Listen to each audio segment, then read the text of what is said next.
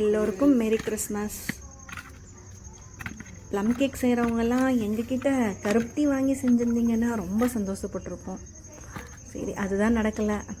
அடுத்து பொங்கல் டார்கெட் பண்ணுவோம். பொங்கலில் வெள்ளத்துக்கு பதிலாக கருப்பட்டி வாங்கி போகிறதுக்கு ஒரு விளம்பரம் பண்ணுறோம். இன்றைக்கி கோயம்புத்தூரில் ஒரு ஹோட்டலில் ஆர்டருங்க தேங்காய். ஸோ அதுக்காக இன்றைக்கி தேங்காயெல்லாம் மட்டும் வாங்கி ரெடி பண்ணிகிட்ருக்குறோம். நம்ம தோட்டத்தில் அசல் கிராஸ் நாட்டுக்கோழிகள் விற்பனை பண்ணிகிட்ருக்குறோங்க. வியாபாரிகள் அதுபோக ரீட்டைல்லையும் கொடுத்துட்ருக்குறோம். ரீட்டைலில் கொடுக்கையில் நீங்கள் நார்மலாக கடையில் வாங்குகிற நாட்டுக்கோழி விலையை விடவே இங்கே கம்மியாக தான் இருக்குதுங்க. நீங்களே நேரில் பிடிச்ச கோழியை செலக்ட் பண்ணி எடை போட்டு வெட்டி கையோடு வாங்கிட்டு போய்க்கலாம். விருப்பம் இருக்கிறவங்க இந்த மேலே தெரிகிற நம்பருக்கு கால் பண்ணி முன்னாடி நாளே சொல்லிட்டு வாங்க. தோட்டத்துக்குள்ளே நிறையா முயல்கள் இருக்குதுங்க. நான் பார்த்துருக்கேன். நல்லா குண்டு குண்டாக 2 கிலோ 3 கிலோன்னு இருக்கும். ஒவ்வொரு தடவை நான் போய் அதை எடுக்கலான்னு ட்ரை பண்ணிலையும் ஓடிடும்.